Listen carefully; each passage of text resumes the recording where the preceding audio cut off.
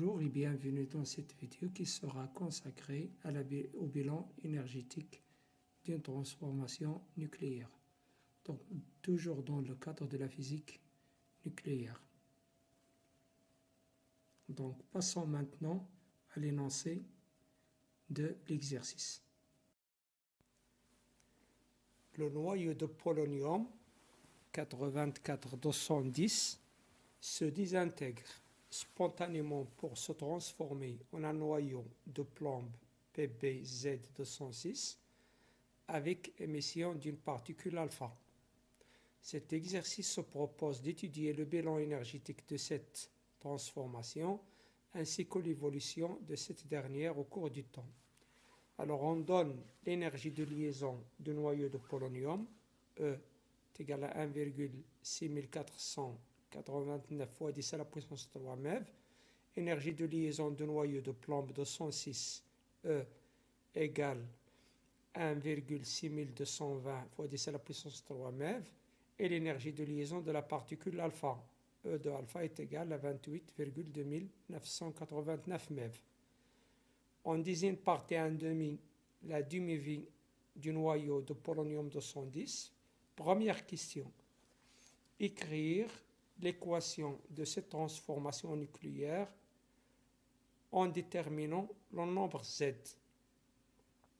Deuxième question. Déterminer en MeV l'énergie delta E libérée lors de la désintégration d'un noyau de polonium, c'est delta E avec valeur absolue,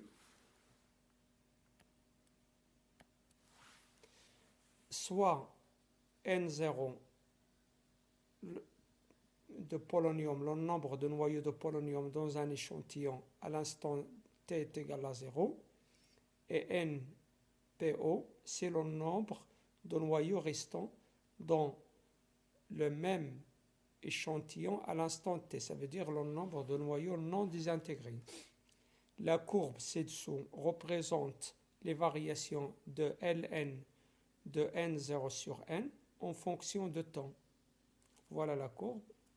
Donc les ordonnées, il y a Ln, N0 sur N, et les abscisses, c'est la date T en jour. À l'aide de cette courbe, déterminer en jour T1,5. Deuxièmement, sachant que l'échantillon ne contient pas du plomb à l'instant T est égal à 0. Déterminer en jour l'instant T1 pour lequel N, le nombre de plombes restantes sur le nombre le nombre de plombes produites sur le nombre de polonium restantes est égal à 2/5. Où NPB, c'est le nombre de noyaux de plomb formés à cet instant. Alors, on commence d'abord par la question numéro 1. Le noyau de polonium se désintègre spontanément pour se transformer en un noyau de plomb avec émission d'une particule alpha. Écrire l'équation de cette transformation et déterminer le nombre Z. Alors, normalement, c'est le P, le polonium 210-84, elle donne un noyau de plomb 206 Z. Avec Z, elle est inconnue. Mais on sait que l'émission d'une particule alpha, donc alpha, ce n'est que un noyau d'hélium H2 4, donc plus HE de 4. Donc il suffit d'appliquer les lois de conservation, bien la loi de Seddy. Donc d'après la loi de conservation, ou bien la loi de Seddy, on a, donc comme toujours, ici, la conservation de nombre de charges Z 84 est égal à Z plus 2. Et la loi de conservation d'un nombre de nucléons, 210 est égal à 206 plus 4. Donc écrivons donc ces deux lois. Donc 210 est égal à 206 plus 4. C'est bien, vous voyez bien qu'elle est vérifiée. Ce qui nous intéresse, nous, c'est la deuxième, la conservation des charges. Et 84 est égal à Z plus 2. D'où, d'après cette équation, d'où Z est égal à 84 moins 2. C'est-à-dire, Z est égal à 82. Donc, ici le plomb, il s'agit de plomb 82, 206. Alors, deuxième question. Déterminer en MeV l'énergie delta E libérée lors de la désintégration d'un noyau de polonium. On donne les énergies de liaison de polonium de plomb B de alpha. Alors, comme on a vu, la réaction c'est P, le polonium, ça donne le plomb plus alpha. Et en cours, on a vu que l'énergie libérée, E, est égale à delta E, la valeur absolue de delta E, qui est libérée, est égale, il y a deux méthodes. Donc, soit on prend les énergies, la différence entre l'énergie de liaison des réactifs moins la somme des énergies des produits. Et dans ce cas-là, on aura donc l'énergie de liaison de PO moins la somme des énergies de liaison des produits. Ça veut dire E de PP moins E de alpha, l'énergie de liaison de alpha, ou bien le défaut de masse fois C carré. Et le défaut de masse, ça veut dire la masse du noyau des produits, ça veut dire de PP, plus la masse de alpha, moins la masse de PO, le tout fois C carré. Alors, comme on vous a donné les données, dans les données on a l'énergie de liaison on vous a donné les énergies de liaison, ça veut dire qu'on va utiliser la première relation. Car ici, on n'a pas les masses des noyaux, des produits et des réactifs. Donc, l'énergie libérée lors de cette transformation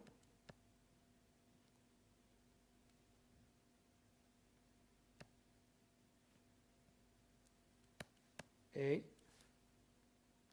E libéré qui est égal à la valeur absolue de delta E qui est égale à l'énergie de liaison de PO moins la somme des énergies de liaison des produits, ça veut dire E PP moins E HE, qui est égal aussi à 1,6400 fois 10 à la puissance 3 moins 1,6220 fois 10 à la puissance 3 moins 28,2989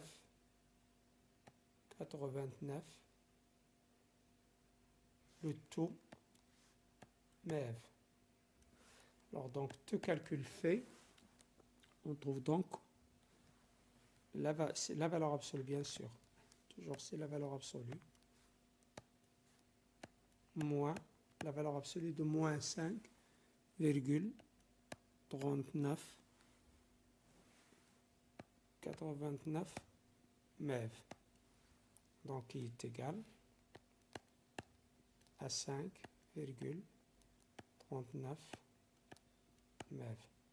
Donc, vous voyez ici que delta E, il est négatif, ça veut dire que cette énergie, il est libérée. Bien. Donc, soit N0 de PO, le nombre de noyaux de polonium dans un échantillon à l'instant de date t est égal à 0, NPO, le nombre de noyaux restants dans le même échantillon à l'instant de date t. La courbe représente les variations Ln, N0 sur N en fonction de temps. À l'aide de cette courbe, déterminée en jours la demi-vie. Alors, dans ce cas, on va utiliser deux méthodes. Alors, première méthode, c'est que à t est égal à t1 demi, on a, par définition, n est égal à n0 sur 2. Donc, Ln de n0 sur n est égal à Ln de n0 sur n0 sur 2, qui est égal à Ln de 2. Donc, ça veut dire que T1 demi correspond à Ln de 2. Alors, donc, d'après la courbe, ici, on voit ici 1 sur 4 Ln de 2. Ça veut dire ici, c'est fois 2, 1 demi. Donc, si on multiplie par 2, c'est 1 demi. 1 demi Ln de 2. Et si on multiplie par, donc ça, c'est 3 sur 4 Ln de 2. Et ici, c'est 4 sur 4, ça veut dire Ln de 2. Donc, voilà donc Ln de 2. Donc, la date qui correspond à cette valeur, c'était 1 demi. Donc, ici, c'est en projetant. Voilà la projection. Et voilà donc T1 demi. T1 demi, donc quoi est égal? C'est 34,5 fois 2 fois 3 fois 4. Donc ça veut dire T1 demi, d'après la courbe, est égal à 34,5 fois 4, qui est égal à 138 jours. Donc, deuxième méthode, il se fait de, bien sûr, exprimer Ln0 sur n en fonction de t. Donc, on a n de PO est égal à N0 PO exponentielle moins lambda t, d'après la loi de conservation. Pardon, d'après la loi de désintégration. Donc, NPO sur N0 est égal exponentielle moins lambda t. Cela implique que Ln NPO sur N0P est égal à lambda, moins lambda t. D'où,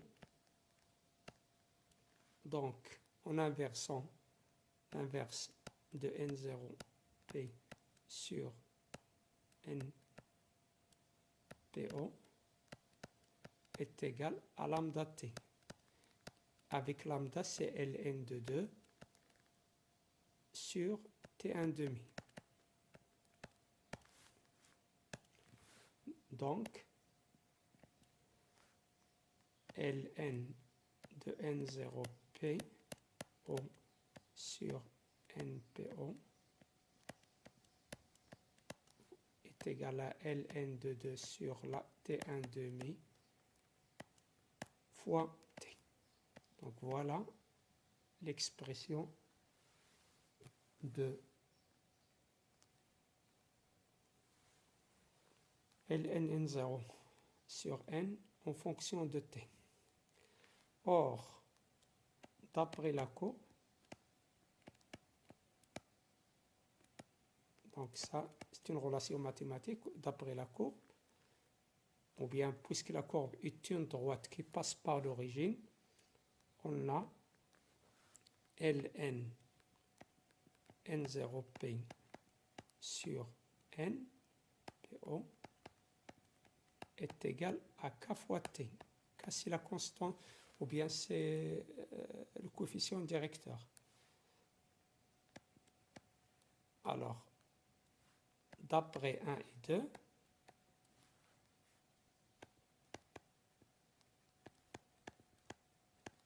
donc si on compare la relation 1 et 2, on voit bien que K, ce n'est que ln de 2 sur T1 demi. Alors, calculons maintenant K. Alors, pour calculer K, on va prendre deux points, celle-là par exemple et celle-là. Donc ici K, à quoi est égal K? C'est 1 sur 4 ln de 2 moins 0 sur 34,5 moins 0. Donc ça veut dire 1 sur 4 ln de 2 sur 34. Si on prend ce point-là et celle-là. Donc, on remplace par sa valeur. C'est 1 sur 4 ln de 2 sur 34,5, bien sûr, jours, qui est égal à ln de 2 sur 4 fois 34,5 jours. Donc, bien sûr, en simplifiant par ln de 2, donc on a bien que T1 demi, on voit bien que T1 demi, ce n'est que 4 fois 34,5. Donc T1 demi est égal à 4 fois 34,5 jours, qui est égal à 138 jours. Dernière question. Sachant que l'échantillon ne contient pas de plomb à t égale à 0, ça veut dire à t égale à 0, le nombre de noyaux qui existe, c'est le nombre de noyaux N0 de polonium. Le nombre de noyaux de plomb à l'instant t égale à 0 est égal à 0. Détermine un jour l'instant T1 pour laquelle NPP sur NPO, le nombre de noyaux de plomb produite à l'instant T sur le nombre de noyaux de polonium restant à l'instant T est égal à 2/5, ou tout simplement le nombre de noyaux désintégrés sur le nombre de noyaux non désintégrés est égal à 2/5. Alors on sait que le nombre N0 qui est égal à N0 de polonium tout simplement est égal au nombre de noyaux désintégrés, ça veut dire le nombre de noyaux de plomb, plus le nombre de noyaux non désintégrés, ça veut dire le nombre de noyaux de polonium restantes. Alors nous, on cherche le rapport NPP sur NPO. Donc c'est pour cela qu'on va diviser par NPO. Donc, en divisant par NPO, N0 PO sur le nombre de noyaux PO à l'instant T est égal à NPP sur NPO à l'instant T plus NPO sur NPO est égal à 1. Or, on a NPO, d'après la loi de désintégration radioactive, est égal à N0PO exponentielle moins lambda T. Cela implique que NPO sur N0 PO est égal à exponentielle moins lambda T. Cela implique que exponentielle lambda T est égal à N0 PO sur N PO. C'est ce qu'on a, c'est ce qu'on cherche, nous, ici, comme vous voyez ici. Voilà donc le premier terme. Le deuxième terme maintenant. Deuxième terme, ça veut dire NPP sur NPO. Il est déjà donné. Donc, NPP sur NPO est égal à 2/5. Donc, en remplaçant, donc on a exponentielle lambda T, T1 bien sûr, est égal à 2/5 plus 1. Cela implique qu'exponentielle lambda T1 est égal à 7/5. D'où ln de exponentielle lambda T1 est égal à ln de 7 sur 5. Cela implique que lambda T1 est égal à ln de 7 moins ln de 5. Cela implique que T1 est égal à ln de 7 moins ln de 5 sur lambda. En remplaçant lambda par sa valeur, ça veut dire ln de 7 moins ln de 5 sur ln de 2, le tout fois T1 demi. Donc voilà le résultat qu'on cherche. Donc le résultat qu'on cherche, il se fait donc de l'application numérique. Donc application numérique. Donc en remplaçant T1 demi par sa valeur, qui est égale à 138 jours. Alors, donc en remplaçant donc T1 demi par ton T1 est égal à ln de 7 moins ln de 5 sur ln de 2 fois 138 jours. Tout calcul fait, on trouve donc à peu près 67 jours. Alors merci de votre attention et à la prochaine vidéo, Inch'Allah.